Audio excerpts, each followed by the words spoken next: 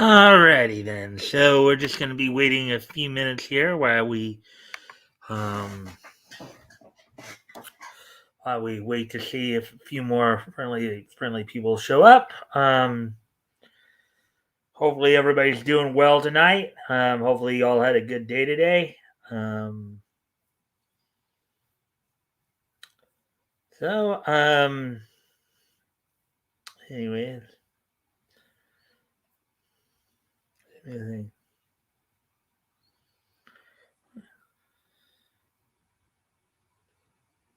I'm Popeye the Sailor Man. I'm Popeye the Sailor Man. I'm strong to the finish when I eat my spinach. I'm Popeye the Sailor Man. Yeah. Gummy bears bouncing here, there, and everywhere. Find adventure that's beyond compare. They are the gummy bears. They are the gummy bears.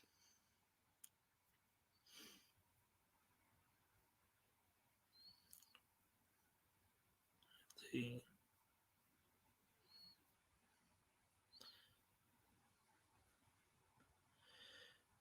When you wish that you were there, just close your eyes and make believe, and you can be anywhere.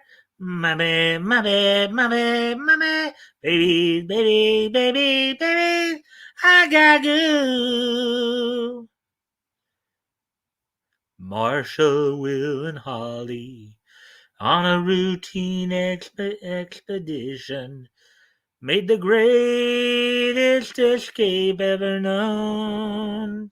High on the rapids, then they came tumbling down to 1,000 feet below, to the land of the lost, to the land of the lost.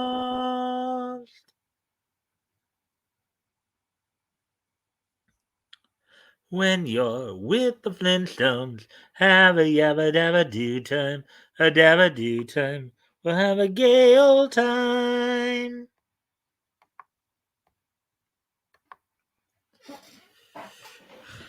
Magic and mystery are part of their history.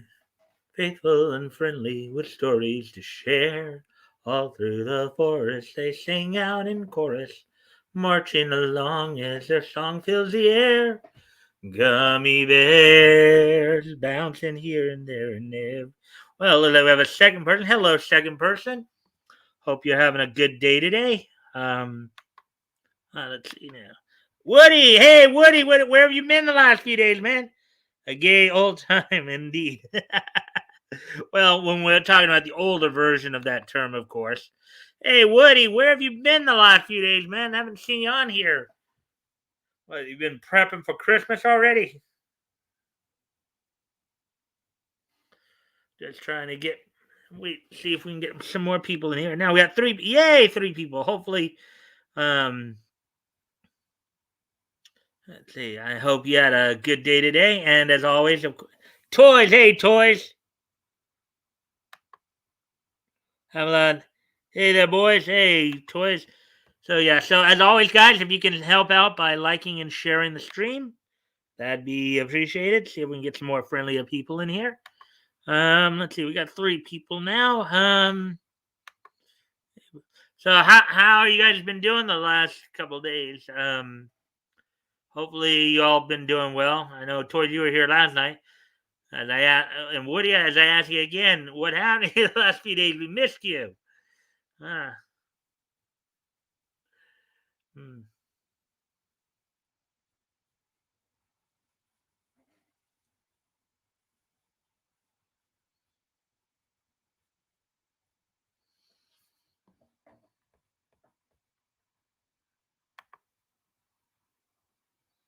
Hmm. Dashing and daring, courageous and caring, faithful and friendly with stories to share. All through the forest we sing out in chorus, marching along as her song fills the air. Gummy bears bouncing here and there and everywhere.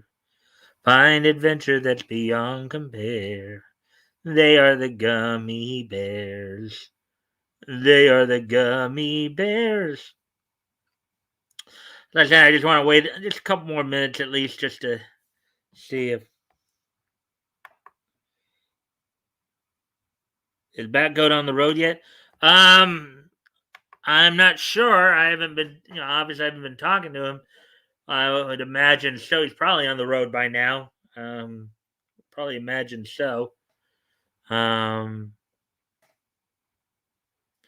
I don't know. I haven't really asked him or anything.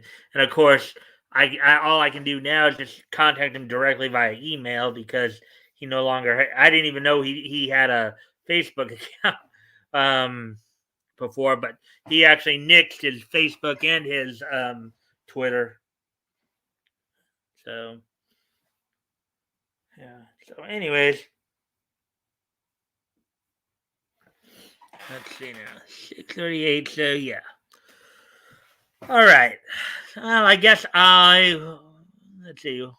Maybe we'll start up here about 7 here, letting you guys know. And we lost somebody. Yeah, I should have started a little sooner there.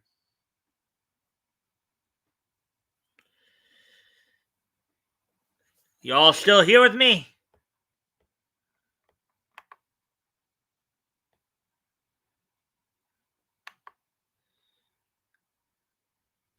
Toys, you still here? Woody, you guys still here?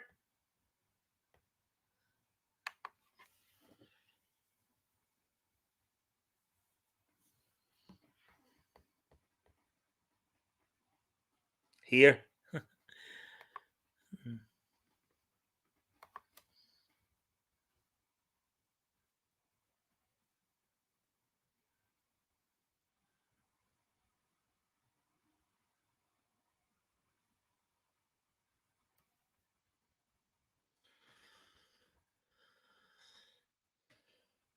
Tumbleweed. All right. Here, tumbleweed. Okay. Yeah. All right. So, anyways, so now we're coming on the 8-minute mark. So, here's what's on tap for tonight. We got 8 stories altogether. 5 comic related, 3 anime related. The first 2 stories are from Bounding into Comics. The other 6 are from CBR. Among them include some issues going on between Worldcon 76 head Mike Roach and John Del Rose, where Roach had basically he claimed to have spent quite a bit of money in combating John Del Rose's defamation. Let's see, $100,000. YouTuber Razorfist explains why cultural Marxists are infiltrating every face of entertainment. Also, we got some DC, Marvel, and one other company. We have some release information from them in terms of comics. The anime side of it, we got some release and sales numbers for some of the recent stuff coming out, including Netflix's Bubble, Sword Art Online Progressive, and Bell. So, hey, Intense Webs, how you doing, man? Glad you're here, my friend. And as always, if you can help out the channel by liking and sharing the stream, that'd be appreciated. So we're about to get underway with our coverage. So we're coming up on the 10-minute mark here. So without any further ado, we go ahead and get started here. And as I asked, as if you can like and share the stream, so we can get some more friendlier people in here. That'd be more friendly people in here. That'd be appreciated. All right. So, anyways, let's get underway here with this first article here.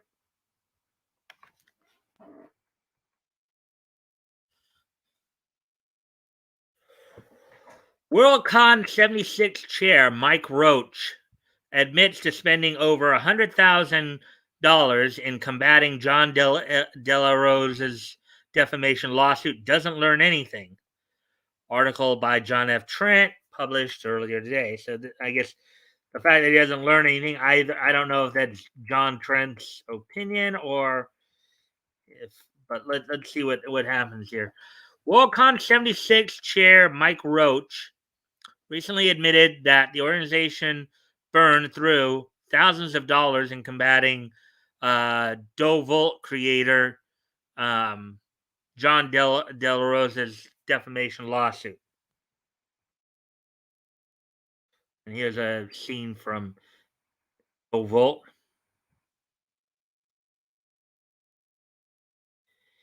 If you recall, Del Rose sued San Francisco Science Fiction Conventions Inc., aka WorldCon 76, back in April 2018 for violating Civil Code Section 51 of the Unruh Civil Rights Act, violation of Civil Code Section 51.5, violation of Civil Code 51.7, violation of Civil Code 52.1, and defamation.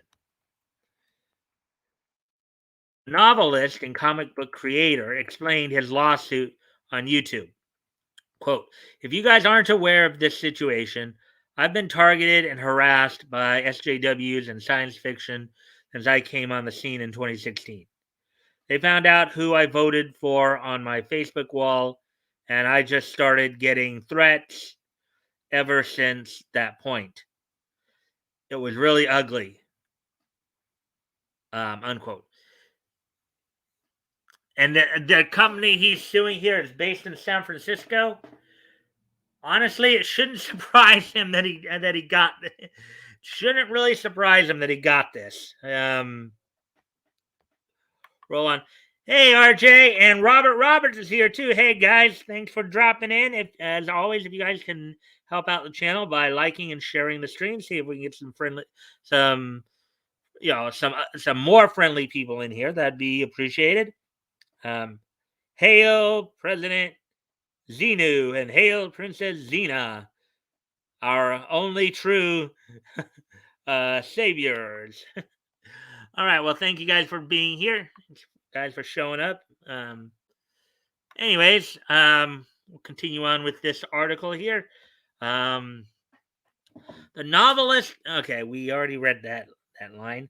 As I was saying though, just a second ago, the fact that this organization is based in San Francisco should not have surprised John that he was going to get heat like this. You know, being that he's a conservative. Albeit if he's getting threats, that's just not cool. That's wrong. Okay, so, but that's just how SJWs work. Apparently, you know, it's kind of funny. I think they like to deflect the fact. They like to call the right the terrorists when they're the ones who actually act like terrorists. Anyways, continuing on with the article here. I just got constant death threat. Quote, I just got constant death threats, constant harassment. I couldn't just be left alone to make my work. And this translated over to people I never would have thought doing this. I mean, big names like John Scalzi, who I've never heard of. I myself have never heard of. The head of SFWA at the time. Cat Rambo. They're so big, I haven't heard of these people. They were all on this hate blog called File 770, just attacking me over and over again. He added. These are supposedly big names. I haven't heard of them, but then again, I'm not as deep into that stuff as probably some of you guys are. So let's see now.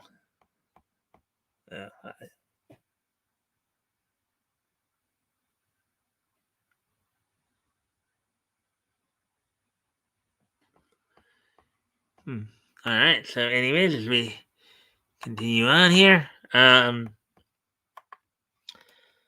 let's see. Della Rose further detailed, quote, and then Worldcon, I announced I was going to the, I guess, little typo there. I guess he forgot to put in the word BBE. Be there, and I sent them an email saying, quote, hey, I've gotten a lot of harassment from people, and I've gotten death threats and things like that. Do you have security, additional security measures, and things like that? Unquote, unsmall quote. And they never responded to me, unquote. Quote. So I was really scared. I had months debating, do I go to this or not? Because I've got little children. So I'm like, I can't risk going to something like this and having somebody just try to stab me or something in this without some additional help or something, unquote. He continued. Yeah, I mean, if the people involved here with Worldcon are involved with this harassment, then they're jerks, okay? The author then relayed, quote, so I posted a blog saying, in smaller quotes, hey, I'm going to be wearing a body cam in case somebody comes up to me and starts to harass me, unquote. And Worldcon banned me for it. They claimed I was intending on going and following people around with a camera or something. Nonsense. There are detailed records again of my fear about what was going to happen there, and for good reason. These people have said nasty, nasty things to me, unquote, he explained. Yeah, unfortunately, we all know that San Francisco is a very blue city. John is somewhat of a red guy, then they're not going to be too welcoming. I'm sorry, but no. Granted, he shouldn't be getting harassed like this or threatened like this. Okay, but but Yasha,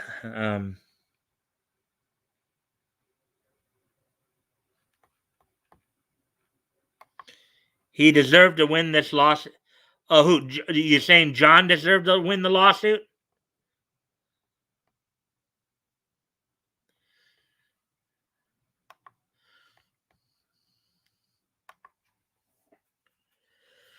Della Rose continued to detail Worldcon's actions. Quote, but they went a step further when they went on their website. They said that removing me, they didn't specify the reason why.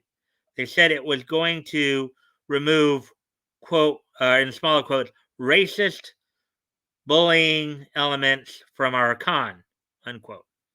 And so they called me a racist on their website, unquote. All right. Yeah, that's again. Now, admittedly, I've had some of my recent issues with John, but even from what little from the few interactions I've had with John Delarose, even recently, I don't think I'll make the statement in his defense. I don't think he's a racist or a bully. Okay. All right. Now, the issues I have with him are very similar to another individual. It's not necessarily his direct behavior that we have a problem with. It's his condoning of another's behavior that we have a problem with. But with that being said, he shouldn't have had to deal with this. He should not have been harassed and harangued like this.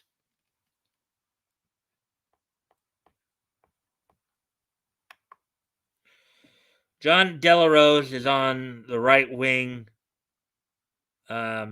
Christian furry crusader cross over comic hero author. and need, even if we don't deserve him. Yeah. I mean, I know RJ has stood up for him before too. That John, as an individual, is not necessarily a bad person, but you know, but despite the issues I might have with him, he does not deserve. He did not deserve this behavior being directed towards him. All right.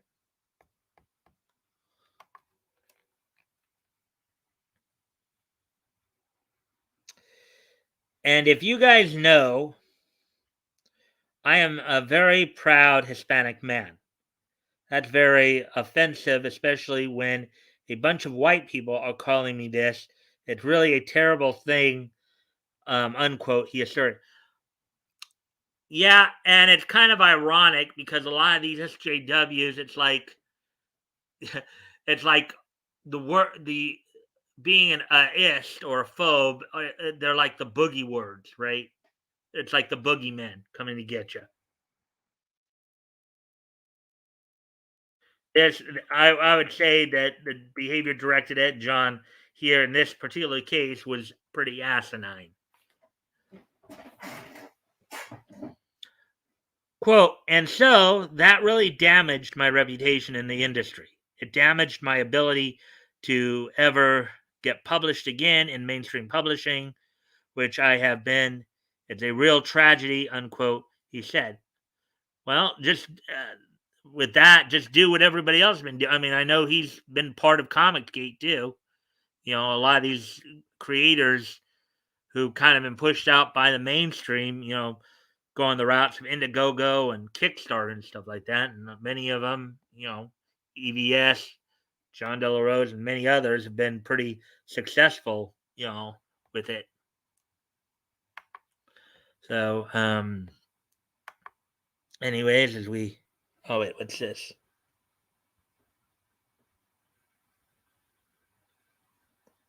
Oh, testify. Yeah.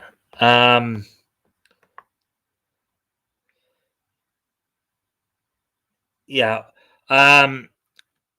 Robert, just to kind of let you know, because you may not have heard this before, but there are certain individuals we don't try to mention here. Okay, I just noticed your comment on the and you can private maybe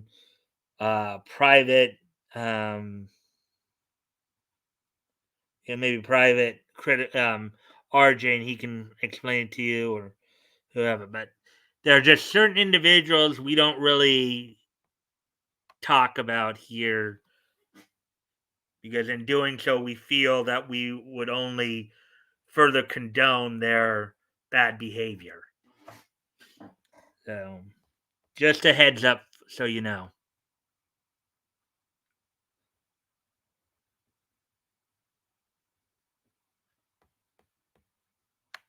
Let's see. John has done what I hope comics gators would do, selling on Amazon. Yeah. And again, I thank you guys for the likes and shares. That does help with the algorithm. So, anyways, as we continue on here, let's see.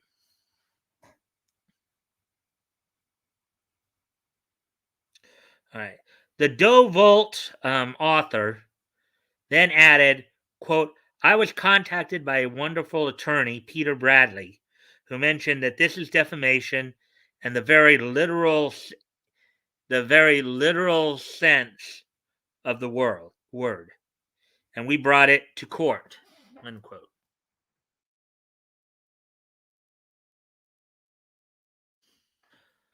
The two parties would eventually settle out of court with San Francisco Science Fiction Conventions Incorporated, agreeing to pay De La Rose a sum of $4,000 as well as posting a public apology on their website.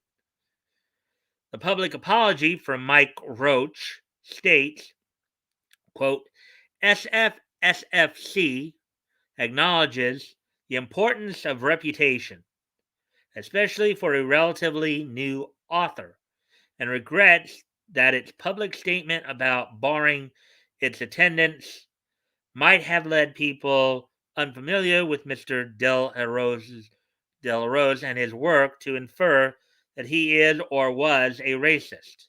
For that, SFC apologizes. Unquote. Well, thus far that sounds classy of them. Let's see what more comes of this. Let's see.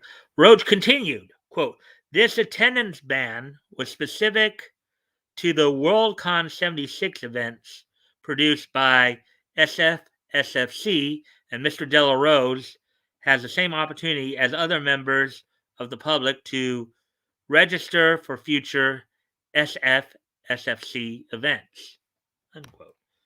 But then, is he likely to if he thinks that people who attend is he likely to if he believes that the um, people are going to be a threat to his life, and the con is not going to do anything about it? The con,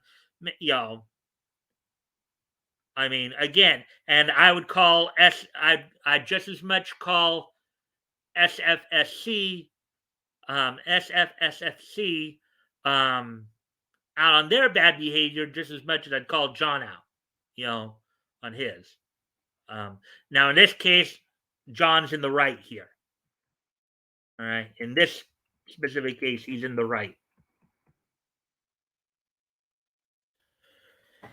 He then stated, quote, Worldcon 76 does not tolerate discrimination in any form, including through cosplay, based on, but not limited to, gender, race, ethnicity, religion, age, sexual orientation, gender identity, or physical mental health conditions, unquote. Quote, SFSFC firmly believes that healthy political discourse requires active, mutual good faith participation by members of the community with differing opinions, unquote, he concluded. But is that really what Mr. Roach truly believes, or is that just something that he's just putting out there because he feels he has to? You know, does he truly believe those words that he speaks, or um, or he truly, does he truly believe the words he speaks, or is he just putting on wares, as the saying goes? Okay, now Roach claims, as we continue on with the article here, Worldcon 76 spent over $100,000 defending the lawsuit.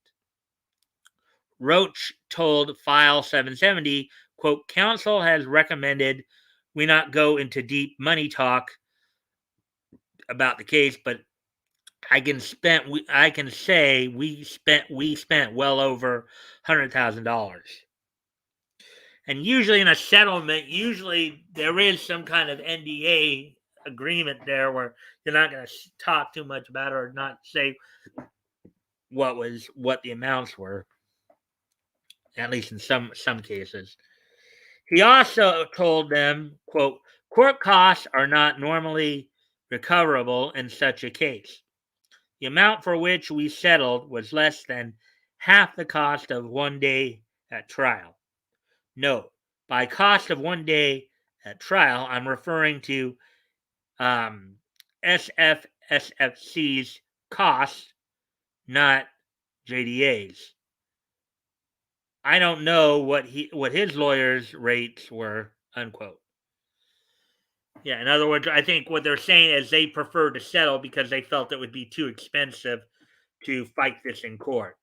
That's why I think that's a translation right there.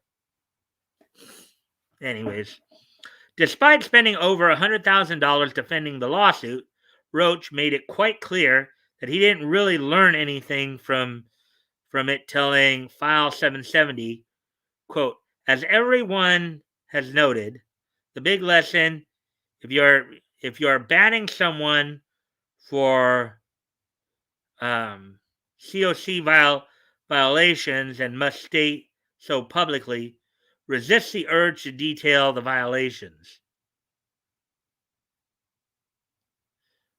All right. So apparently he didn't learn anything. Basically, what he just said there is, well, if you had to give in and say you did something wrong, don't tell people what you did wrong, even when everybody probably already knows what you did wrong.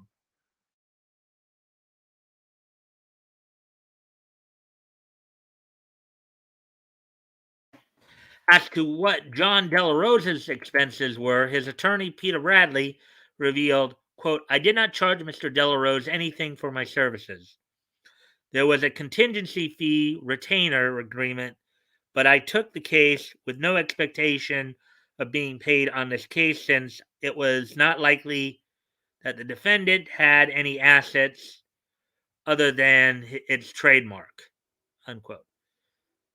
So I think the translation there is it would not probably have been worth it for them to go to court because they would not have made they would probably not have made that much money in the grand scheme of things from taking them to court. Probably would have been a net loss probably if they'd taken them to court. That's what I'm interpreting that statement to be.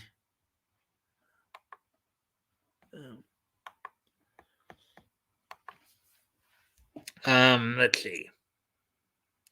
Quote, when we ascertained that defendant had not acquired insurance with the usual coverage for defamation, those expectations were confirmed, unquote, he added. All right, so that's all for that article. Yeah. Basically, John was in the right here, and glad he got, he was able to get some recompense for what was going on. So, anyways, moving on to the next article here.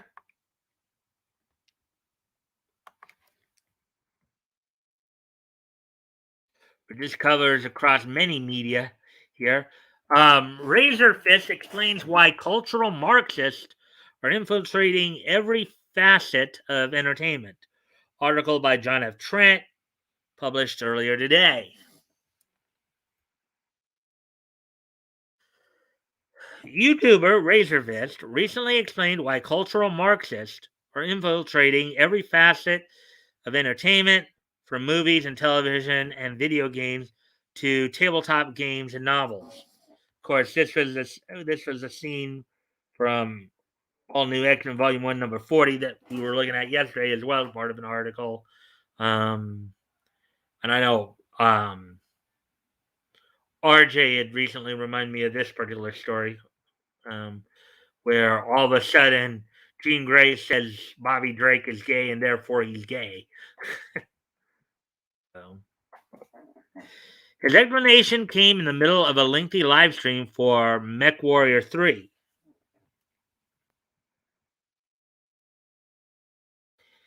His co-host asked him, quote, recently Sargon and Louis Lava alluded to a civil war looming down the road.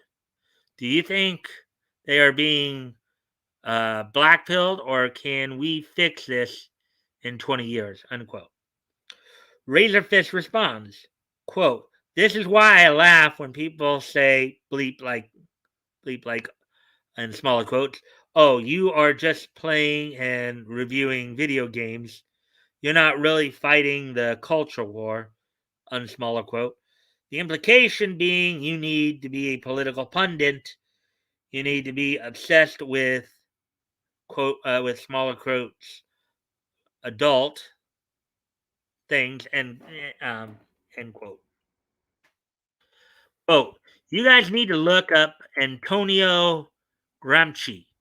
Gramsci is really the beginning of modern cultural Marxism, and Gramsci stipulated that the purpose of taking over seemingly banal banal entertainment at that time, it would have been movies and plays and such, is not to propagandize, it's to block off um, avenues of escape from politics, unquote. The YouTuber explained. That's an interesting thought. That is kind of an interesting thought. That's another way to, by, you know, by not get. It's kind of funny because I think that's exactly what Flash has been talking about on a lot of his videos too. Flash been talking about a lot on his videos. He then asserted, quote, they want everyone political because as long as everyone's political, everyone's outraged. Because in the Marxist mind, which Antonio Gramsci was, is ultimately going to spur the class conflict and fills the coffers of the communists, and down the road, it spurs the revolution. And I think Razorfish is really hitting on something here because I think this is exactly what we've been seeing the last, 4 or 5 years here. I think this is something that he may be hitting something right on the head, right? Hitting the nail right on the head here. Here's on faith number 5 here.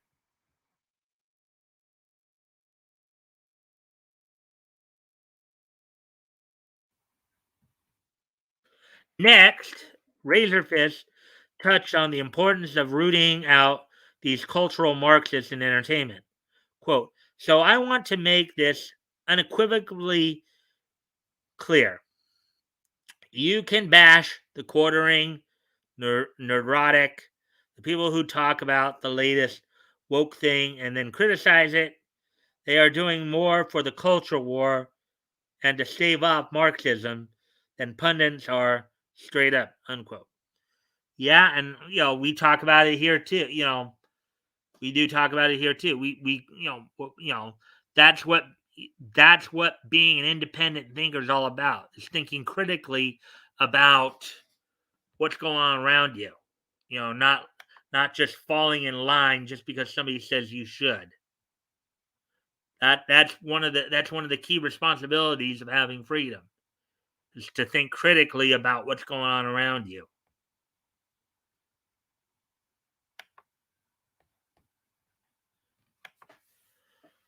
Let's see now. Quote, because the Marxist tactic right now is not to move politically, it's to move within the entertainment and cut off all escape, unquote. Basically, the idea is cut off escapism. So you get so focused on politics that you get too caught up in like class conflicts and class warfare.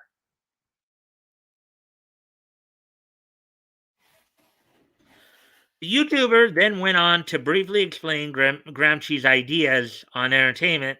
Quote, Gramsci wrote that the thing that was happening with entertainment was that we were so comfortable in capitalism, people in capitalist countries that were affluent.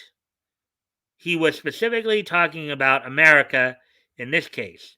Actually, no, he was talking about Great Britain, unquote. He continued, end quote, because Gramsci believed that Great Britain, of all the countries on earth, was primed for a class struggle on paper. But what he realized was the revolution wasn't coming, and he basically decided that it was because people were relatively prosperous and they were distracted by entertainment. Unquote.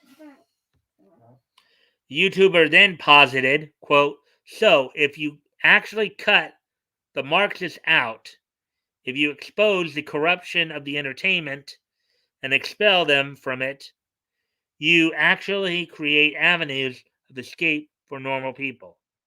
Unquote.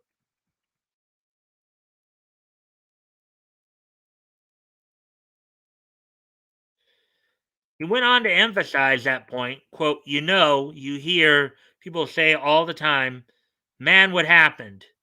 Even like 10 years ago, people just kind of minded their own business on politics and it didn't really matter. And now everyone's all keyed up on it. Unquote. Yeah, it's kind of funny that part of the reason why I started doing the historical comic retrospect is for that very reason. Because modern entertainment right now, modern culture right now is just trying to push people into this continual class war where we're all at each other's throats. And we need to be reminded of the wonder that we found growing up when we got into comics and cartoons and anime and manga and the rest of it, you know.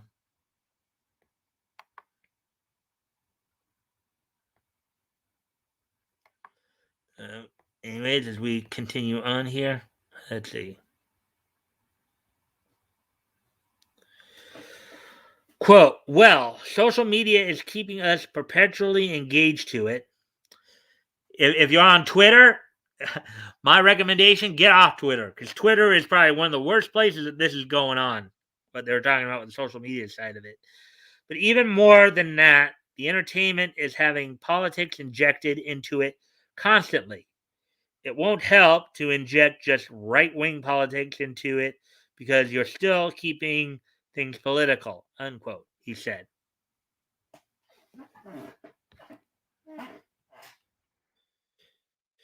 Yeah, but also the one point I would make though, even with his argument here, is that your political views are always connected to your ideological views. All right. The reason you may choose whether or not you choose to be a Republican or a Democrat or an independent or a libertarian or a Green Party member, it comes down to what your values are.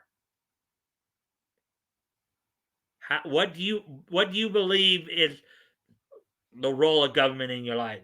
Do you want more government in your life or do you want less? Do you believe in the sanctity of life or do you believe that if, you know, bringing a life into this world is so much of an inconvenience, you have the right to end that life? You know, let's see. Whether or not you make $1 trillion or you make $100, you know.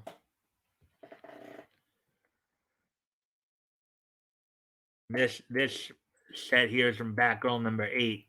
I don't know which volume. There've been a few volumes, so it's kind of hard to tell. But anyways, quote, you understand this is a plank of the post-Gramsci cultural Marxist platform.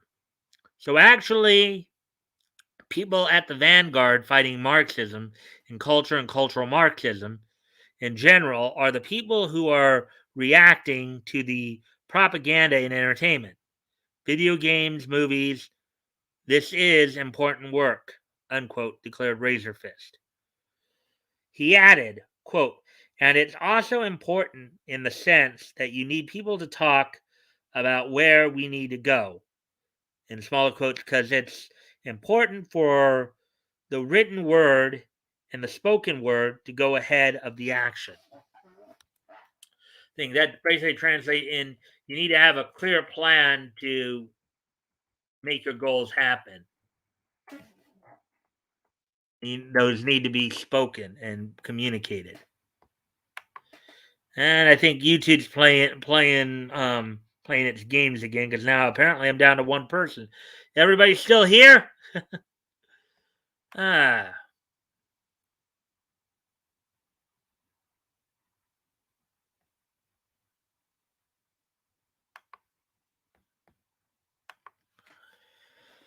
you don't just have the American quote. You didn't just have the American Revolution. Razorfist said.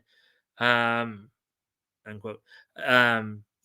quote, you had the Wealth of Nations written, and you had the writings of Thomas Jefferson and Ben Franklin and Publius and so forth. Quote, and that went ahead of the American Revolution and the ratification of the Constitution and all the other things that came down the pike later, unquote, he concluded.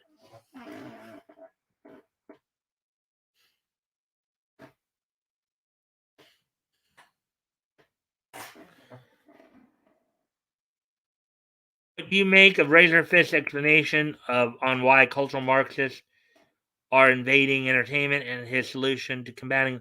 Yeah, I think he's got some pretty good ideas there.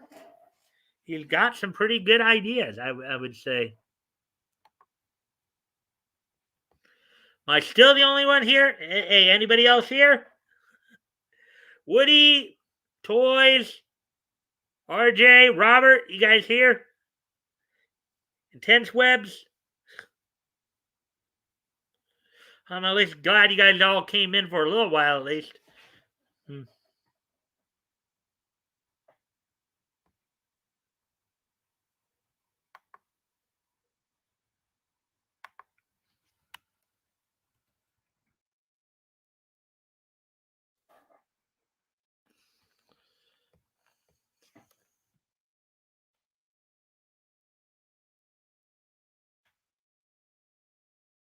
Let's see.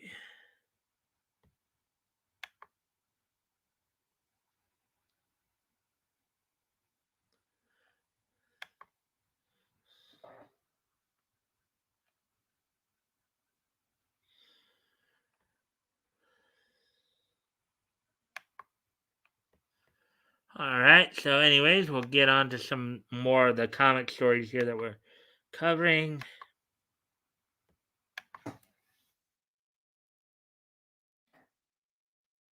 Aftershock. That was the other. I knew it started with an A.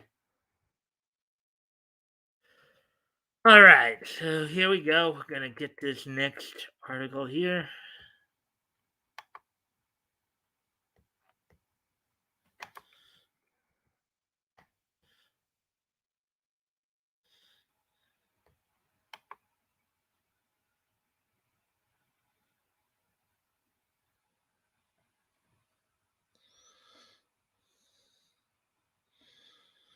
Anyways, okay.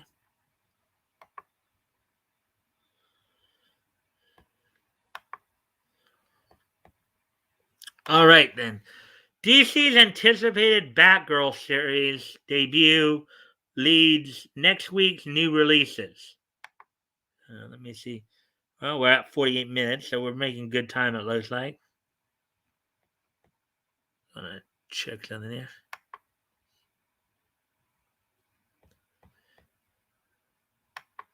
Checking a couple of things here.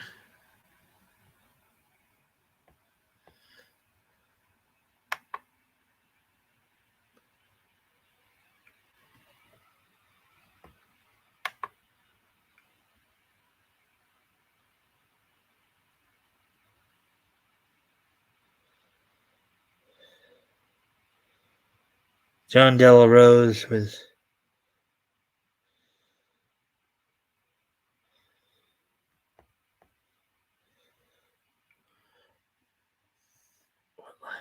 what live you did what live stream?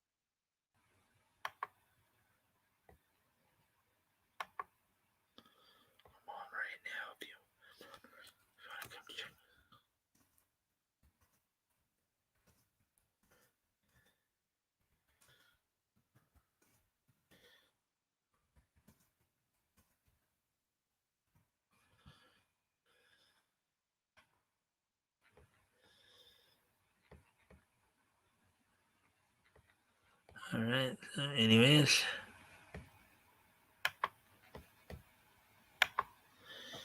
All right.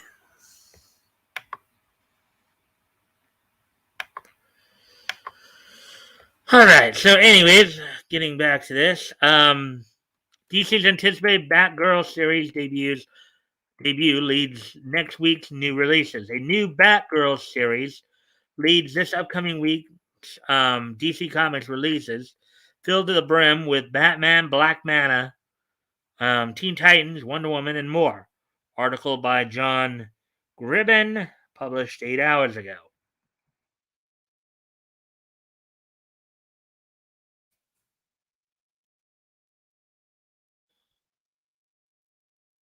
All right, there we go. There. December 14th kicks off a brand new week of releases for DC Comics with an all new Batgirl series leading the charge.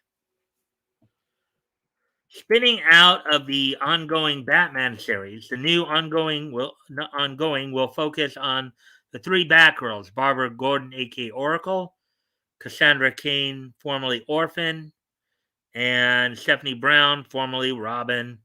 And spoiler: across Batman number 115 through Batman number 117, and during the event Batman Fear State, a Batgirl's backup story saw Cassie and Steph accused of terrorism and destroying Gotham City's clock tower, which was where Barbara and other allies used to operate out of.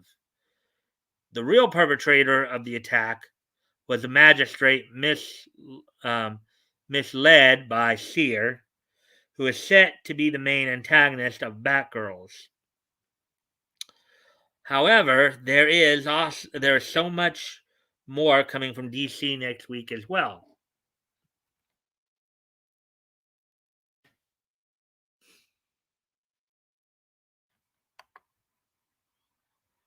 All right.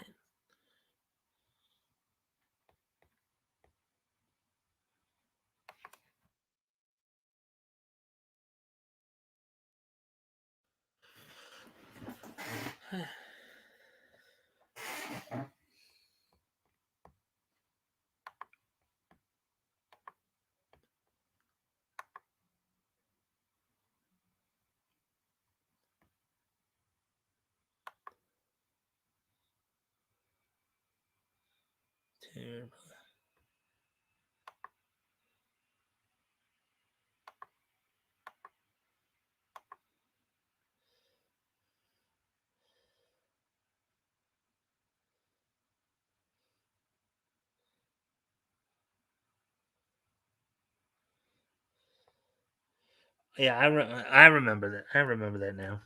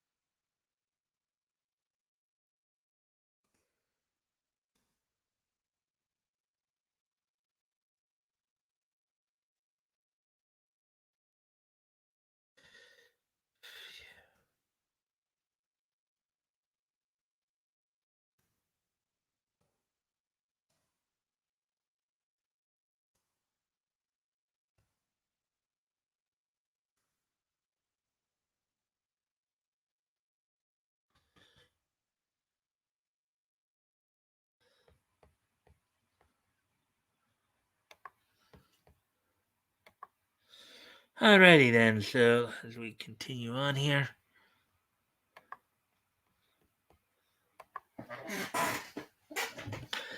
With the Batgirls getting a team up series on the aquatic side of the DC universe, will be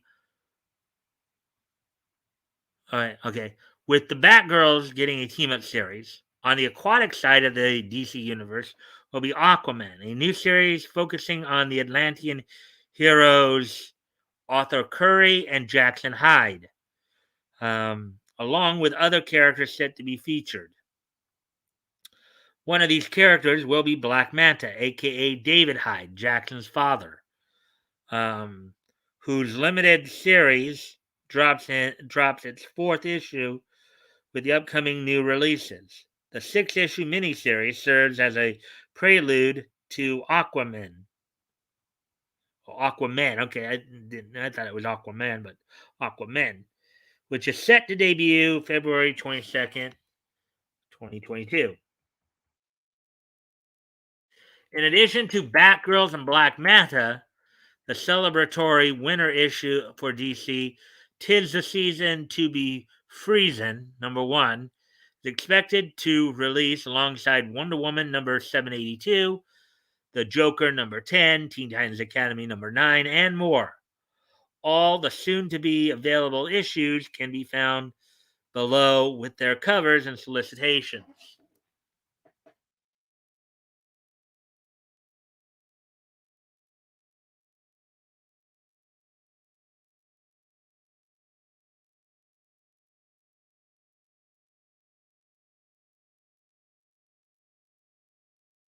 So here are some, I guess, some artwork here.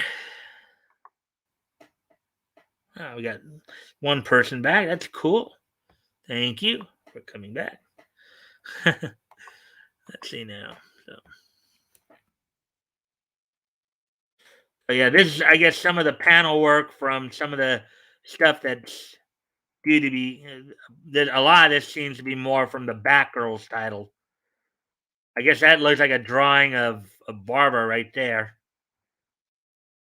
And you got what looks like Nightwing and Batman in a video game sim with that. I'm guessing this might be Cassandra and Stephanie right here.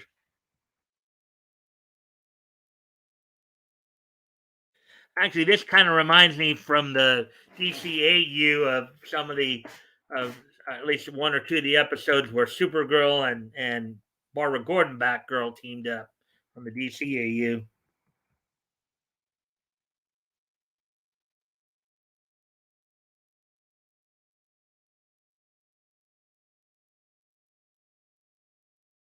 So you got Barbara and Dick in the background there, and then you got, I guess, the other two, the younger two Batgirls, Cassandra and Stephanie, right there.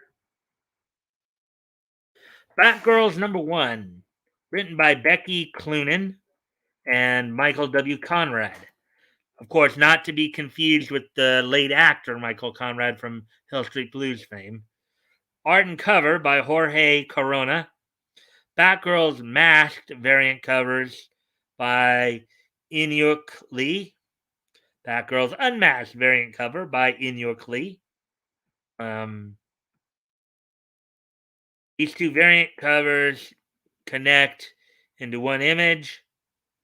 125th cover by Rian Gonzalez. 150th cover by a variant cover by Dan Hip. Teams variant cover by Amano Yoshitaka. $3.99 US, 32 pages. Variant $4.99 US cardstock. On sale December 14th, 2021. And then I guess here's the synopsis of the book. Hello, you didn't actually think we'd keep you waiting this entire year without giving you the Batgirl series. We've all been wanting for forever, right?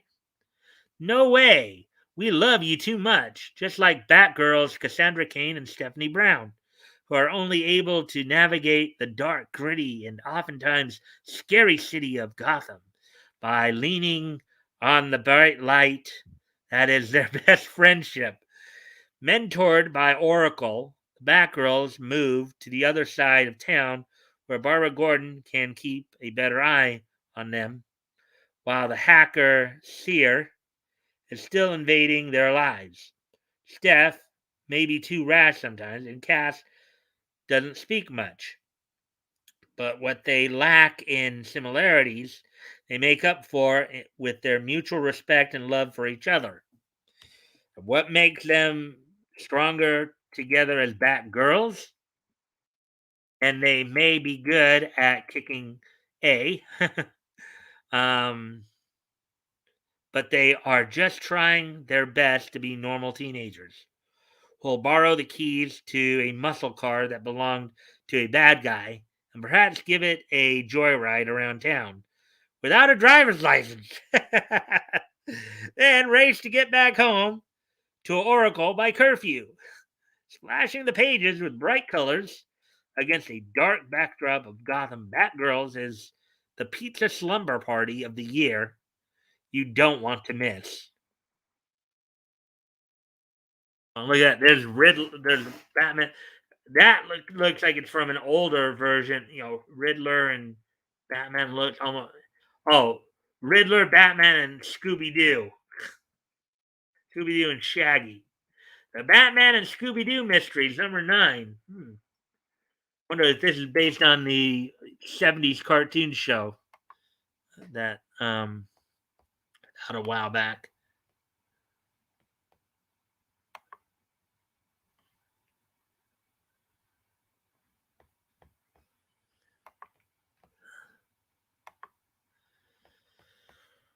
All right. Written by Charlie Fish, art and cover by Scott Geralds. $2.99 US, 32.9 of 12. On sale December 14, 2021. Ghost pirates. What's a team of daring and not so daring detectives to do when a buried treasure takes center stage? One of the Riddler's latest schemes. Well, they'll crack the case before he cracks the safe, or they'll walk the plank, me hearties. Vote mayhem. Batman: The Adventures Continue, Season 2, Number 7. Written by Alan Burnett and Paul Dini. So this one sounds like it's based on the DCAU Batman series. Art by Rick Burchett. Cover by Christian Ward. Variant cover by W. Scott Forbes. $3.99 US, 32 pages, 7 of 7. $4.99 US variant cardstock. Anyways, oh wow, I'm gonna have to start hurrying up a little bit here. We're already at an hour 22.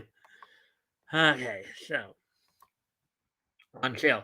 Mayor Mayhem's grip on Gotham tightens as he enacts a plan and puts Barbara Gordon at the center of a political scandal. Batman, Nightwing, and Robin leap into action to expose Mayfield's plans for Gotham and break his hypnotic hold over the city before the polls close. But when all roads lead to Arkham, can the Bat family take down all of the city's costume criminals? Sounds like a major blowout between the Bat family and the Arkham Asylum inmates. Batman: The Imposter, number 3, written by Madison Tomlin, on cover by Andrea Sorrentino. $6.99 US, 56 pages, 303. Prestige, variant cover by Lee Bermejo. On sale December 14, 2021, 17 plus. The battle against the imposter poisoning the Batman's name heats up while Detective Blair Wong makes a deadly decision. Is there a way back for Bruce Wayne's war on crime after the damage the copycat has done? Or was that war already lost before it ever began? Batman Urban Legends, number 10. Written by Megan Fitzmartin, Teeny Howard, Dan Waters, and Sam Jones. I understand Urban Legends. Isn't this kind of isn't the Urban Legends title where they turned Tim Drake by? Part of that books. Art by Alberto Jimenez Alberto Jimenez Albuquerque, Christian Deuce, Nicola Shimeja, and Carl Mostert. Cover by Belen Ortega. Variant cover by Ricardo Federici and Becky Cloonan. $7.99, 64 pages, prestige format. On sale 12/14/21.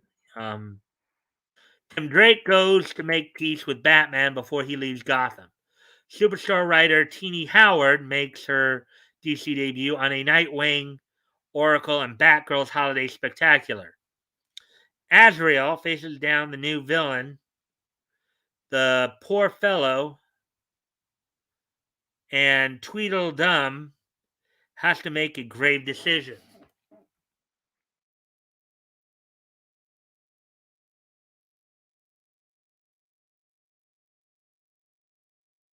Here's some, I guess, art piece. Oh, and there's Black Mana right there, it looks like. Black Mana #4, written by Chuck Brown, art by Valentin de Landro and Matthew Dow Smith, cover by Jorge Fornes, variant cover by Sanford Green, $3.99 US, 32 pages, 4 of 6, $4.99 US variant, cardstock on sale December 14th, 2021. Devil Ray has his sights set on Atlantis, and he races to put his grand plans into motion before Black Mana can unlock. So they have a Devil Ray and Black Mana in this.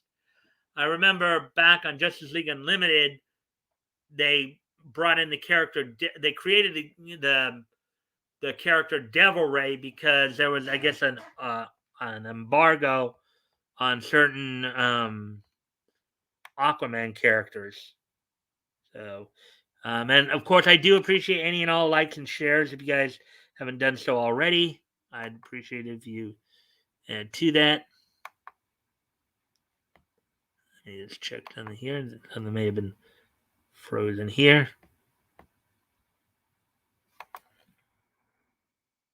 All right, that's better. Like it was frozen there for a while, I guess. The YouTube screen, anyways.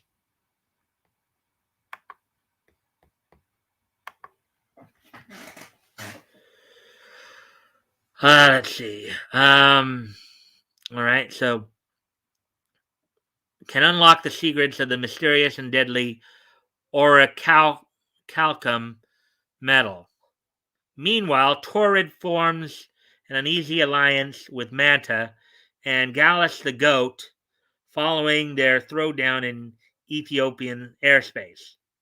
But perhaps her reticence is not unfounded, as Manta's villainous nature emerges on their quest for the truth. Future State Gotham #8, written by Dennis Culver, art by Nicola Shemeja, cover by Simone DeMio, variant cover by Kim Jacinto, $3.99 US, 32 pages, $4.99 US variant, cardstock, on sale December 14, 2021. As the magistrate continues to tighten his iron fist around Gotham, things get even worse when the successor to the Clown Prince of Crime takes up the mantle and becomes the next Joker. As a villain embarks on a murderous rampage across the city, only one man stands between him and his latest victim, the scoundrel for hire known as Grifter. It's Harley, the Eat Bang Kill Tour, Harley Quinn. Oh, look at that visual right there. Cheetah's head chomping into the back of, I guess, this girl. I don't know if this is supposed to be Cheetah and Poison Ivy right here. I think the Barbara Minerva version of Cheetah. Harley Quinn, the animated series, the Eat, Bang, Kill Tour. There's Vixen right there. Harley Quinn on an ostrich. And there's Poison Ivy. Harley Quinn, the animated series, the Eat, Bang, Kill Tour #4. Written by T. Franklin. Art and cover by Max Sharon. Variant cover by Valentine Delandro. $3.99, 32 pages, 4 of 6. $4.99 US variant cardstock. On sale December 14th, 2021. 17 plus. After being called out by a new villain known as Mephitic, a toxic sludge aiming to stink up the joint, Ivy and Harley head to Detroit to take matters into their own hands. But Vixen isn't having all this chaos in her city, and she's ready to clean up the place. Get one huge mop going. I am Batman.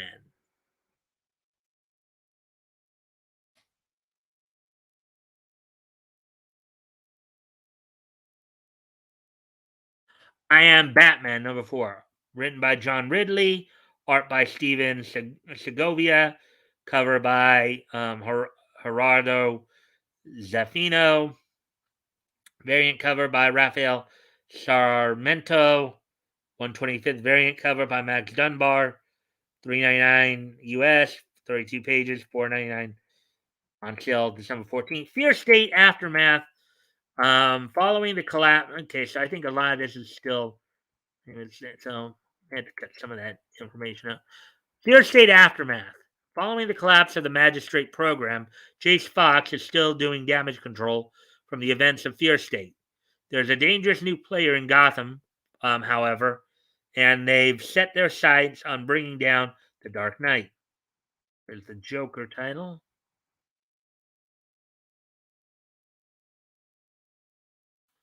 Joker number 10, written by James Tynion IV and Matthew Rosenberg, art by Francesco Francavilla, cover by Guillaume March.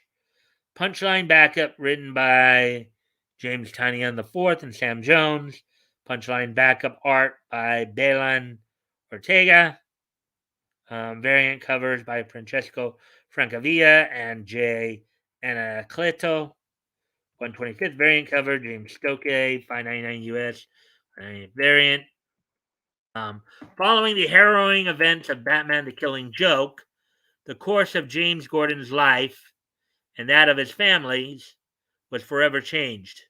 But what happened when Gotham's path again crossed with the Joker, or with when Gordon's path again crossed with the Joker's? Punchline backup. Harper Row has successfully gotten Punchline's former friend Kelly Ness out of Blackgate.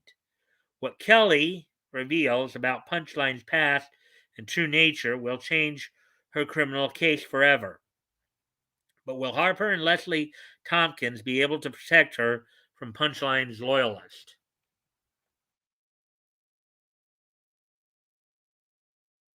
Pennyworth, number 5. So I'm guessing this is an Alfred Pennyworth story here. And I guess we're back down to 1 now. Now back up to 2. Okay. Pennyworth, number 5, written by Scott Bryan Wilson, art by Juan Gedeon. Jorge Fornes did the cover, $3.99, 32 pages, 5 of 7. The continuing untold early Cold War adventures of Alfred Pennyworth, British spy. Alfred is reunited with one old friend, confronts another, and takes a meeting with his M16 handler. Or it could be all just a hallucination as he runs out of time and freezes to death alone in the vast emptiness of the frigid north. Robin and Batman number 2, written by Jeff Lemire, art and cover by Dustin Nguyen. Don't know if that's somebody completely different or if that's possibly the actor. That'd be interesting though. $5.99 US, 40 pages, 2 of 3 prestige, variant by Jeff Lemire. Dick Grayson is struggling in his training to be Robin, and Batman decides the young man needs a break and takes him to meet the Justice League. In an awe-inspiring moment, he meets the world's greatest heroes and their sidekicks. Will these Teen Titans get along? Titans Academy.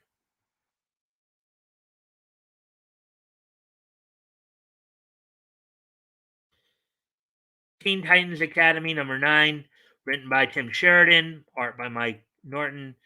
Rafa Sandoval did the cover. 10. Homecoming continues. Homecoming is a time for reunion, reflection, and the shocking news that Roy is alive, has left the Titans and the Flash. Plenty to reflect upon. As old wounds are ripped open, the Academy's very existence called into question, leaving the futures of the vulnerable young students up in the air and exposing them to a fury of an old foe out for vengeance. Here's Titans United.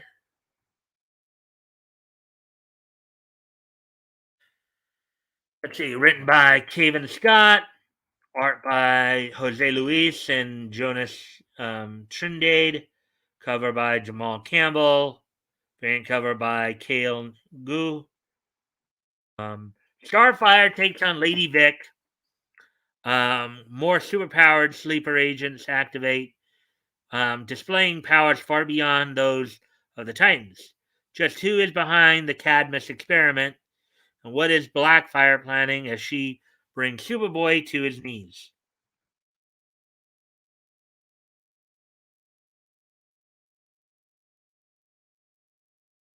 Wonder Woman number 782. Let's see. Oh, hour 16. Okay, I thought whew, I thought we were further along than that. But I still should probably try to speed things up a bit here. Written by Becky Cloonan, Michael W. Conrad, and Vida Ayala. Art by Marcio Takara and Skylar Partridge. Cover by Terry and Rachel Dodson. Variant cover by Will Murray. And you see the other stuff there. Wonder Woman has been spotted in Sweden. After narrowly escaping some deadly reflections of herself, Diana has made it to the resting place of Siegfried. In order to forge her new path forward as a hero, she needs to stop living in the past and sever her ties to the sphere of the gods.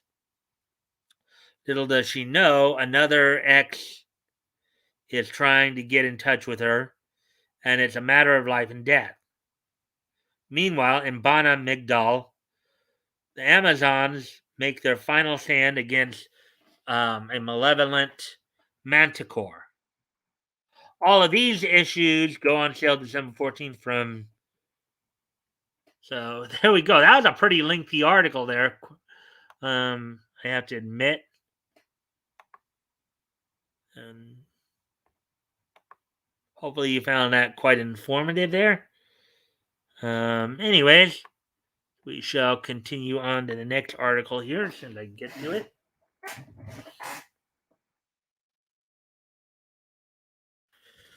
All right, here's another one. This one I would imagine probably will probably go a little quicker. Marvel teases Captain Carter series announcement. Marvel Comics teases the announcement of a new Captain Carter series, which would be the MCU hero's first solo title. I'm guessing this is Captain Peggy. In other words, this is like Captain Peggy Carter of Britain, who kind of is the one who took over the Captain America shield and all that. Anyways, article by Liam Nolan, published 8 hours ago. I was right, I guess. Peggy Carter fans rejoice. Marvel Comics has teased the announcement of a series centered on Captain Carter. On Twitter, Marvel Entertainment posted a picture of Captain Carter's shield alongside the caption, quote, reporting for duty March 2022, unquote. The hashtag makes clear that the project is a comic. At this time, the creative team for the upcoming Captain Carter-centric series isn't known. It's also unclear how this Captain Carter might connect to the one in the Marvel Cinematic Universe. Still, a press release from Marvel Comics teases more information on Friday, December 10th, that's tomorrow, where those questions will likely be answered. So here we go there.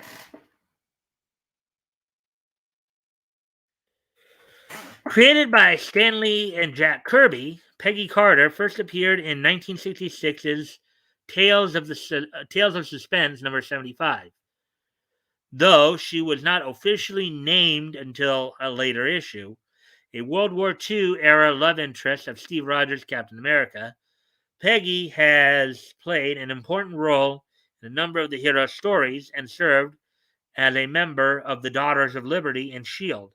Alternate versions of Peggy have also previously served as Captain America.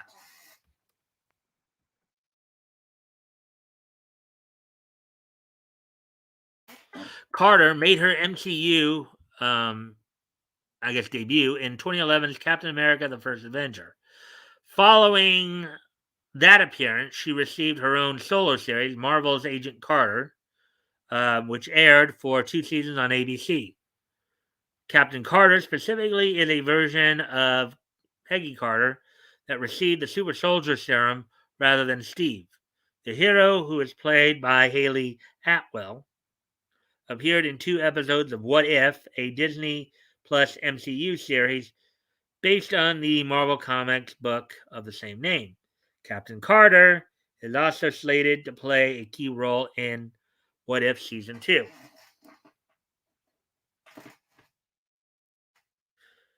Before getting her own series, Captain Carter will appear in Avengers Forever by Jason Aaron and Aaron Cooter. That book, which releases on December 22nd, focuses on a new team of Avengers from across the multiverse who unite to take on the multiversal masters of evil. The group will be led by Robbie Reyes, Ghost Rider, and its members consist of a number of different variants. Among them are an archaeologist version of Tony Stark, who takes on the mantle of the invincible Ant-Man. They'll be joined by versions of Amadeus Cho, Hulk, Beast, Black Knight, Monica Rambeau, Wonder Man, Vision, and Scarlet Witch.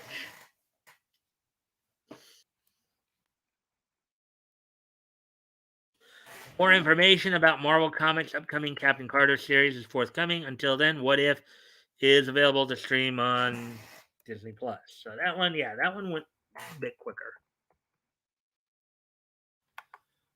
That's good to know. Let's see. And of course, I do appreciate any and all likes and shares. If you haven't already, if you could do that, that'd be appreciated. Anyways, and of course, feel free to comment on any of these stories if you have something you'd like to say on them. Let's see, we're at hour 23 here. So we're about halfway through the articles, but feeling they'll go pretty quickly here from this point on.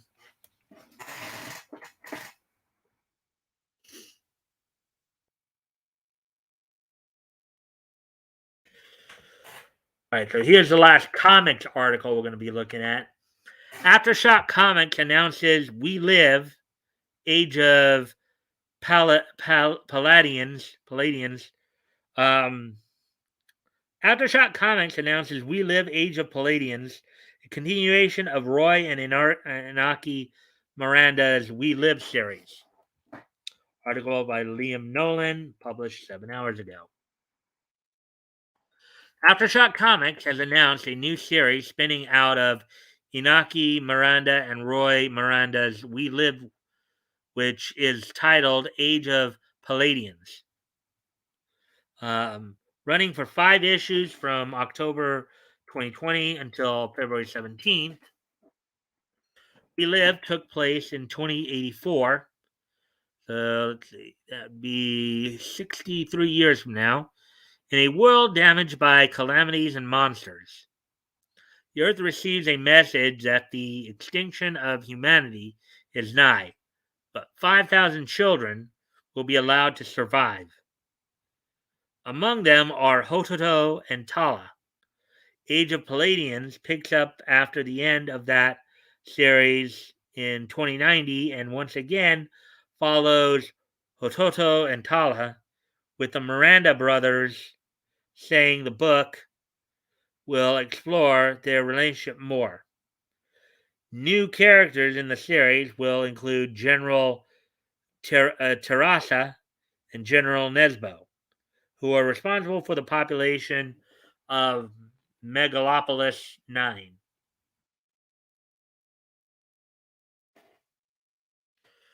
Speaking about the plot, Roy Miranda um, said, quote, the story begins 6 years after the appearance of the Palladians in Megalopolis 9.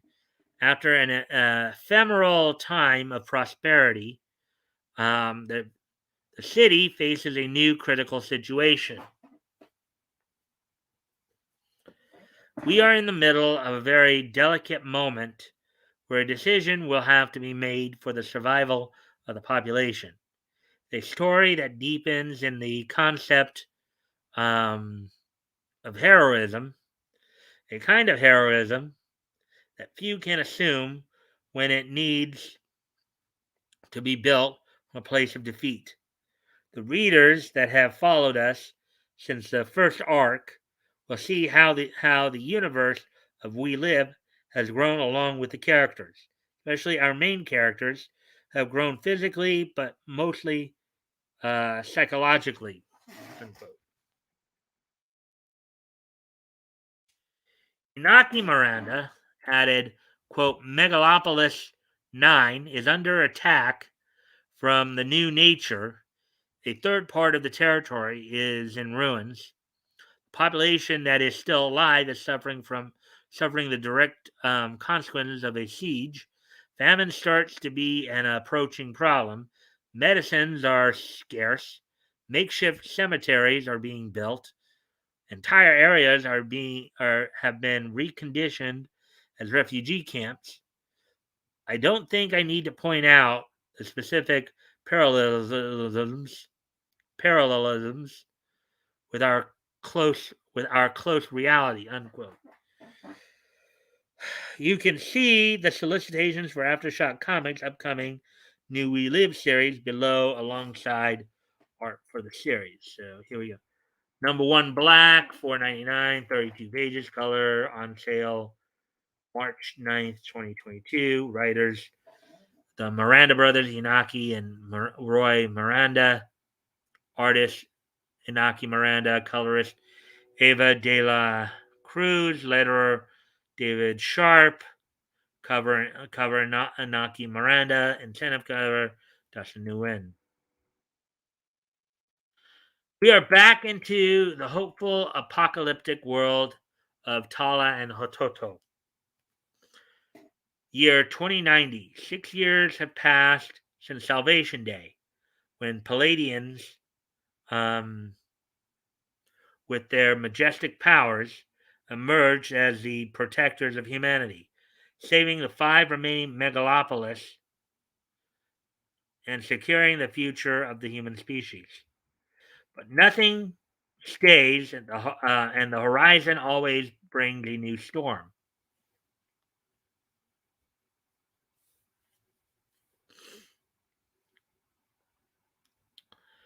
These are dark times. Death, famine, and desperation lurk around the streets of Megalopolis 9. The shield has lost 30% of its reach. The new nature has learned to create cuts in the energy channels that power the beacon and the Palladians. A never-ending horde of beasts siege the remains of the city, increasing the desperation among the population.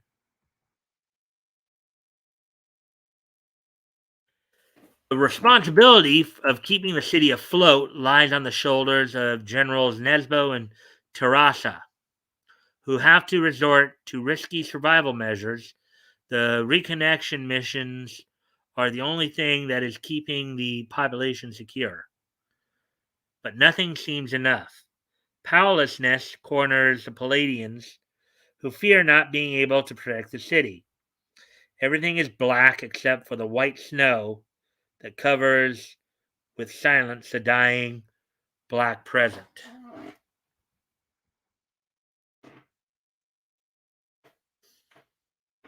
Age of the Palladians.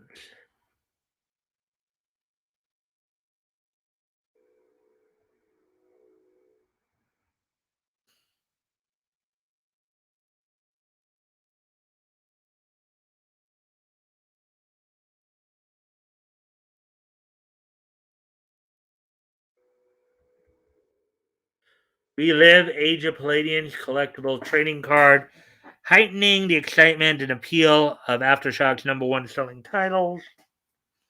The Miranda brothers have created collectible trading cards for each issue of this story arc.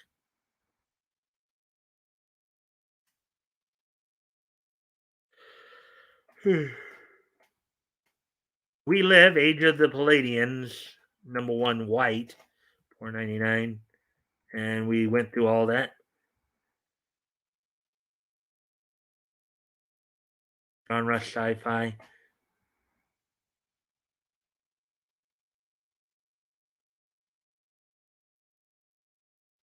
The only reason I didn't reread it because I think it was pretty much the same thing. And there we go with that one. As I said, that's all the the action. You said I got to head out later. All right, action. Thanks for being here, man.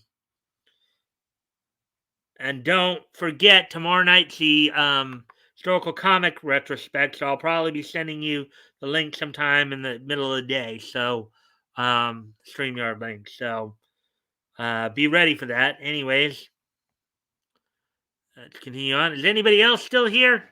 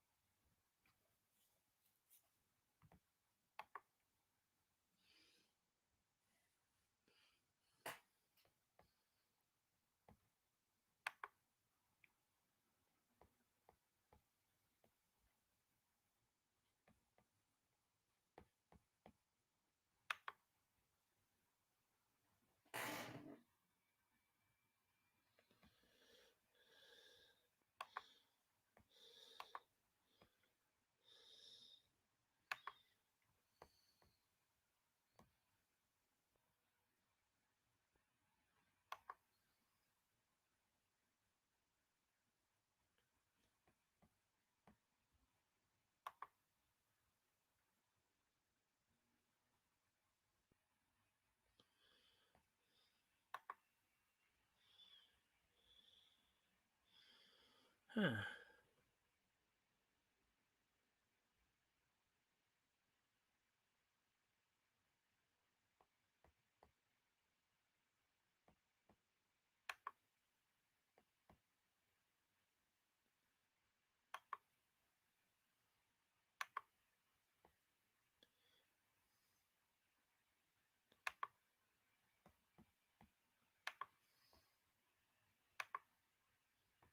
right.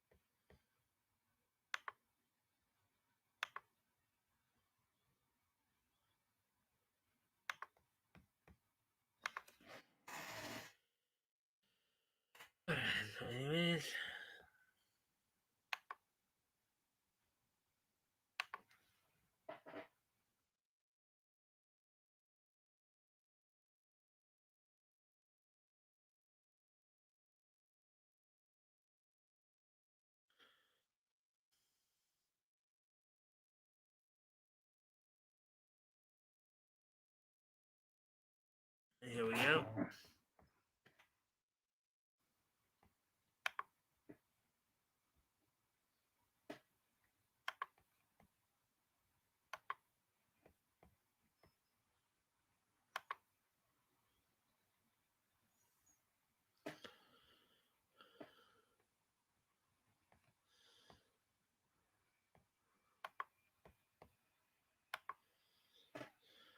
All right. So, anyways, an hour 36. So we should get through these pretty quick. All right. So, Bubble, Netflix's upcoming anime film, twists traditional mermaid stories. Netflix's Bubble, premiering in 2022, is a modern take on the beloved fairy tale that is sure to enchant its audience. Article by Kristen Lopez, published 13 hours ago.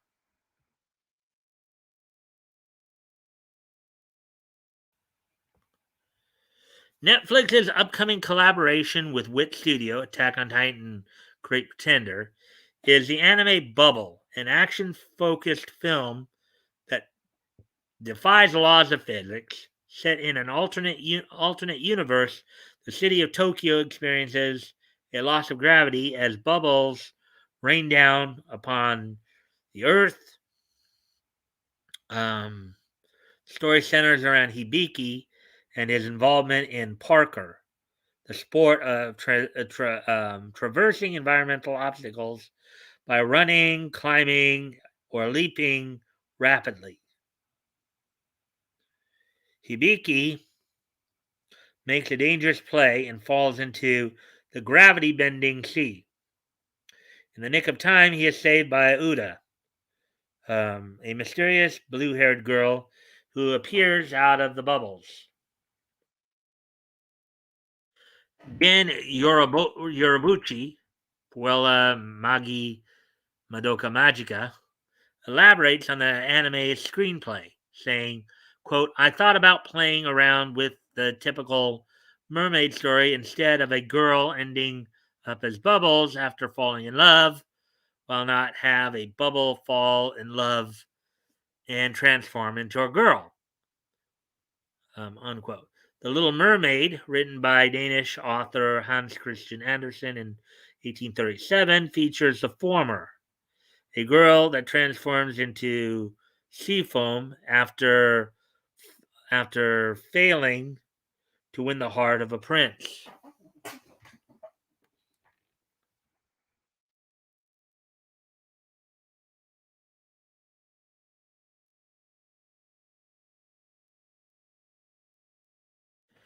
Traditional fairy tales, unlike their modern counterparts, did not shy away from harsh or seemingly unfair realities of life.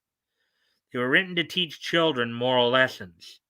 The original Little Mermaid tackles the theme of consequences, telling the story of a mermaid princess who falls in love with a human prince after she saves him from drowning. Blinded by her infatuation, the Little Mermaid makes a deal with the Sea Witch, trading her voice to become human. The transformation is so painful, and every step she takes on her new feet feels like stabs from daggers. The Sea Witch also sets the condition that the Little Mermaid must capture the prince's heart or she will dissolve into sea foam. While the prince is fond of the Little Mermaid, he does not fall in love with her. Instead, chooses to marry another princess.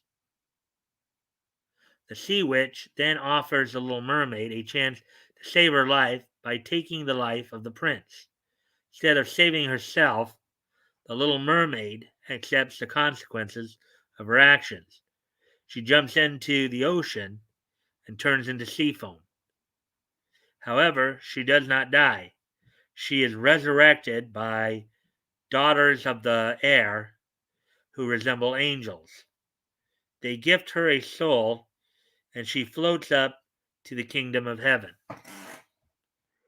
Would you know my name If I saw you in heaven.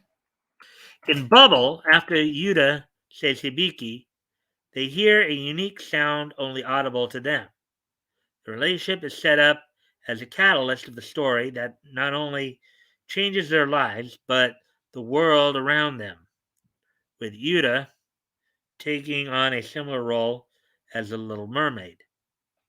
The audience will have to wait to see how closely their stories align. Bubble's director, Tetsuro Araki, Attack on Titan, shares that, quote, it will definitely feature exhilarating action and beautiful background art. I hope that I can also take everyone to take everyone to even more unexpected places this time, unquote.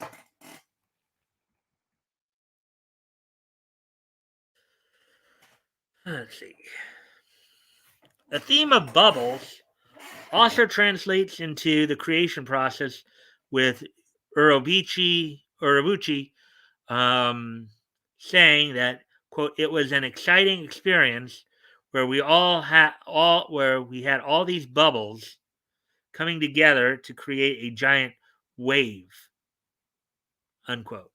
The all-star team of collaborators also includes character designs by Takashi Obata and music by Hiroyuki Sawano from Promare. Voice actors include Jun Shison as the lead, Mamoru Miyano, Yuki Kaji, and Tasku um, Hatanaka. Netflix will release the film for streaming April 20th, 2022. So there we go with that.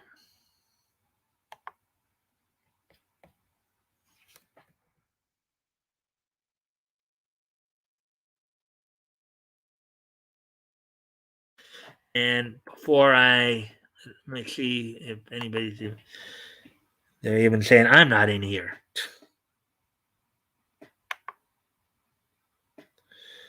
All right. Well, I'll be right back. I got to go. I got to step away from the computer for a moment. Be right back.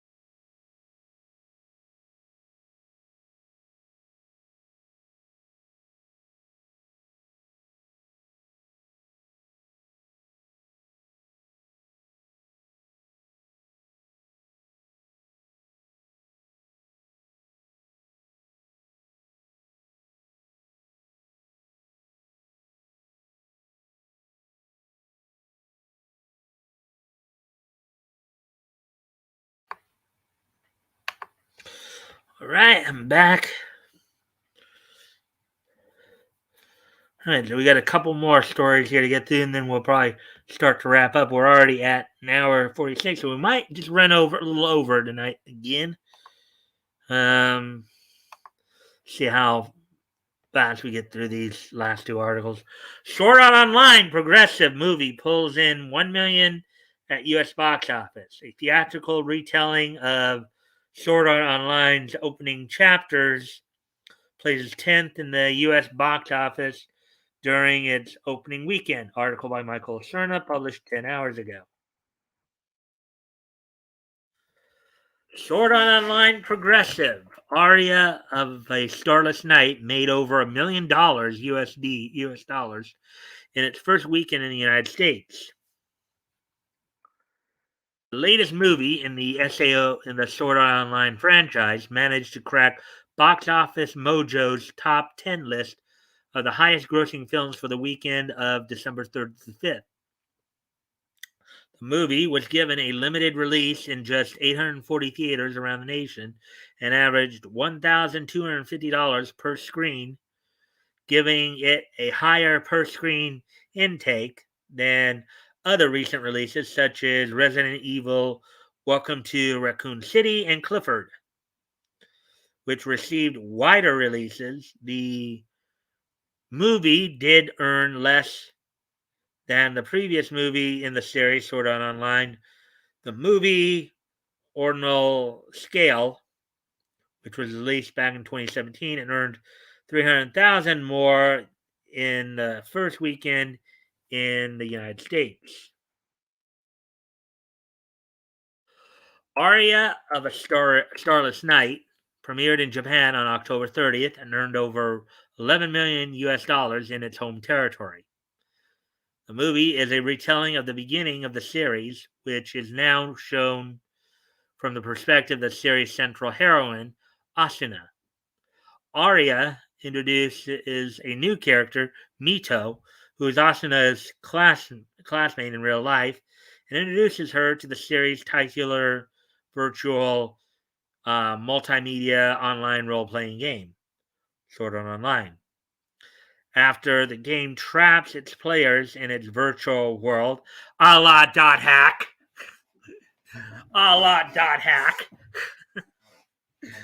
I don't know if any of you remember Dot Hack, but that same kind of situation there. And threatens them with death in reality if they die within the game. Mito dedicates herself to protecting Asuna. The film also covers Asuna's first meeting with the series' central protagonist, Kirito. The movie stars Haruka Tomatsu, who returned to reprise her role as Asuna. Yoshitsugu Matsuoka, who voiced Kirito in the anime series, also returned for the movie. Aria of a Starless Night is directed by Ayako Kono, who previously worked on Seven Deadly Sins, the movie, the anime adaptation Tite Kubo's Bleach. The movie also features the return of the anime series composer Yuki Kajiura, who is also known for her work on Demon Slayer and Tsubasa Reservoir Chronicles. Japanese pop star Lisa, who is best known internationally for performing Demon Slayer's original theme song Gurenge, sang the film's theme song Yuke.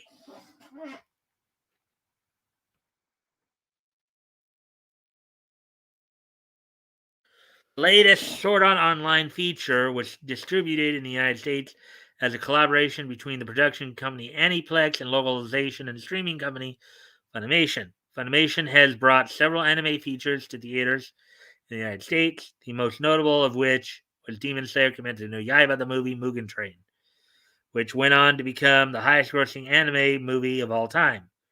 Earlier this fall, Funimation also released the latest My Hero Academia movie, World Heroes Mission, which took in over 10 million US dollars during its American theatrical run. There we go with that one. Let's see if we have. And again, it dropped down to 0. I'm still here, you ding dong.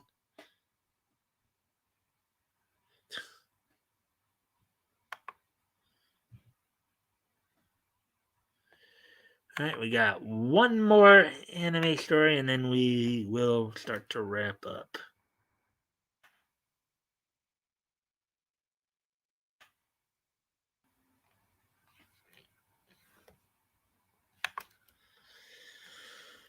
Let's see. There we go. Here we go. This is okay. Mamoru Hosoda's Belle released its first English trailer and dubcast. Belle, the latest movie from Mirai and the Girl Who Leapt Through Time director Mamoru Hosoda, announces its English dubcast with a new trailer. Article by Michael Cerna, published 6 hours ago. G-Kids released the first English dubbed trailer for celebrated director Mamoru Hosoda's next film, Belle. The latest trailer for the movie was released through distributor G-Kids' official YouTube channel. The English dub of the movie will star newcomer Kylie McNeil as the central protagonist Suzu and her online alter ego Belle. The film will also star Gossip Girl's Gase Crawford as Justin, The Good Place's Manny Jacinto as Shinobu, and Euphoria's Hunter Schafer as Ruka. G Kids will release the movie, a limited release in the United States on January 14th, which will be a Friday. Belle made its international premiere earlier this year. This year, the Cannes Film Festival, where the movie received a 14-minute standing ovation. The film is the latest work by Hosoda, whose previous film, 2018's Mirai, was nominated for an Academy Award for Best Animated Film. Prior to Mirai, Hosoda directed a number of similarly critically acclaimed animated movies. In 2006's The Girl Who Leapt Through Time, 2009 Summer Wars. Hosoda began his career in the 1990s at Toei Animation, where he worked on the Digimon and One Piece franchises.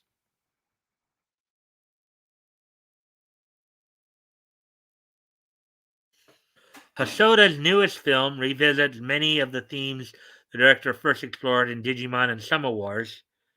The movie centers on Suzu Naito, a teenage girl who dreams of becoming a famous singer, but is held back by her shyness and trauma over her mother's death. When Suzu struggles with expressing herself in person, in the virtual online world of You, she adopts the persona of Belle, an internationally famous singer who routinely performs in front of audiences of billions.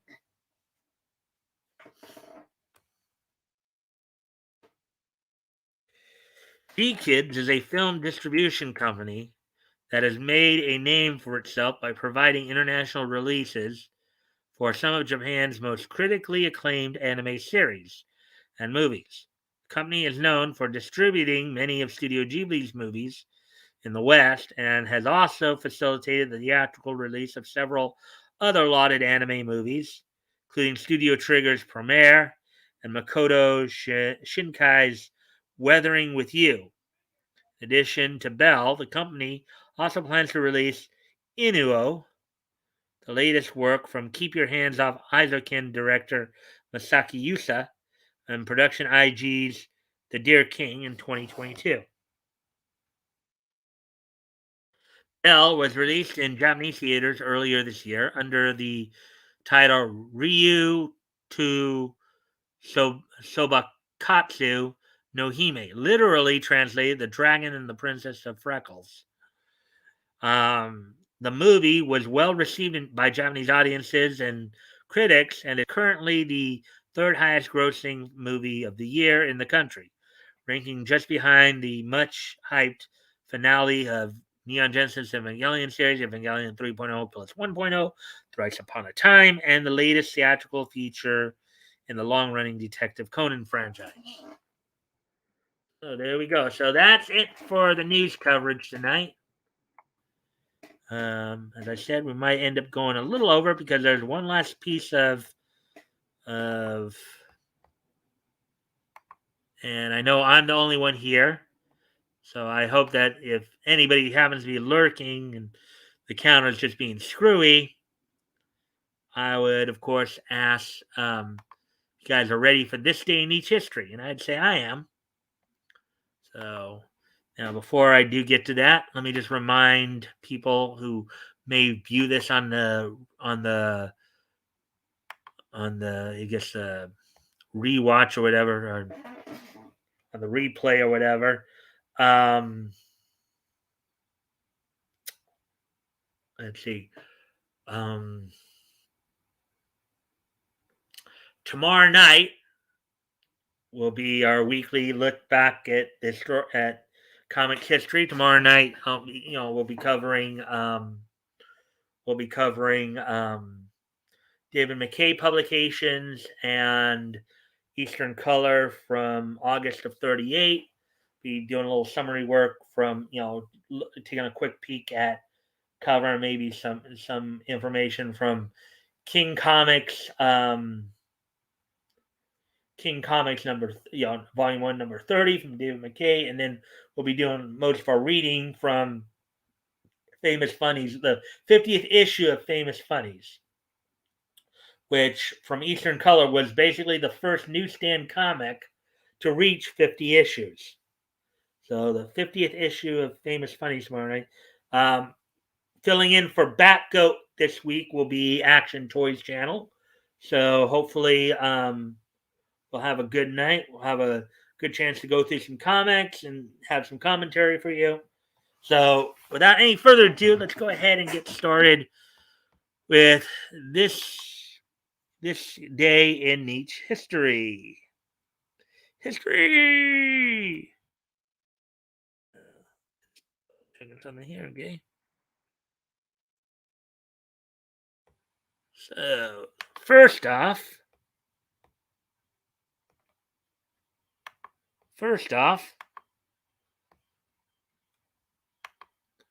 our first stop is going to be going back 50 years ago today.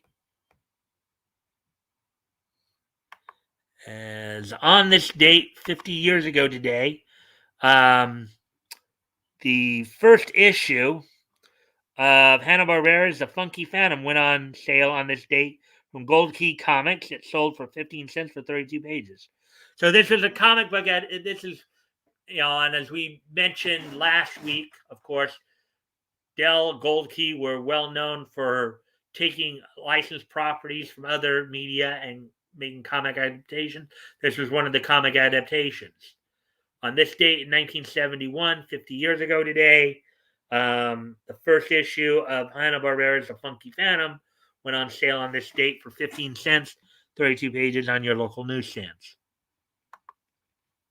So with that, we'll move on to the next piece of niche history here.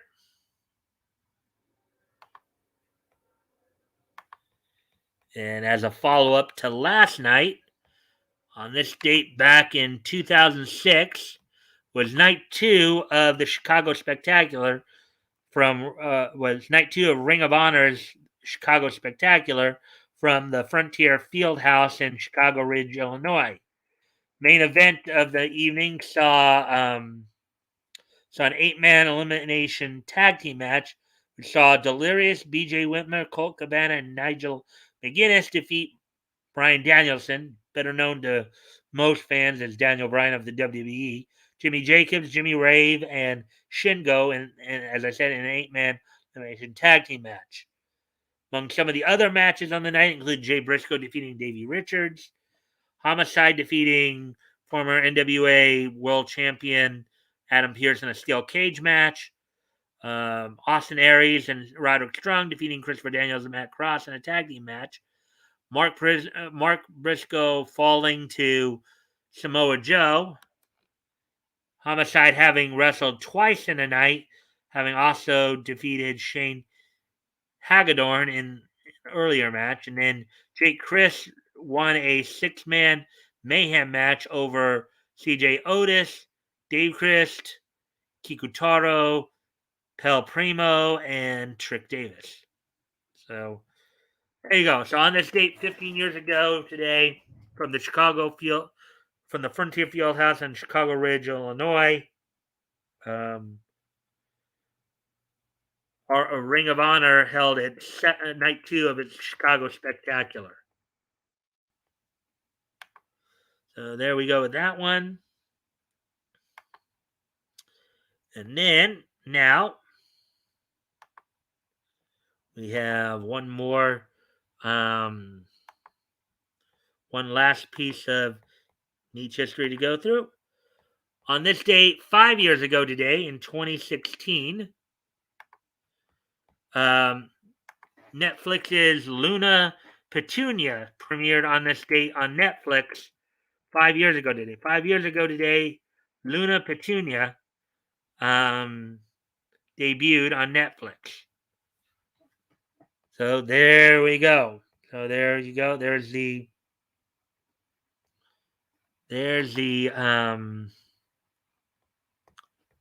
so I thank everybody for being here. I thank everybody for the likes and shares.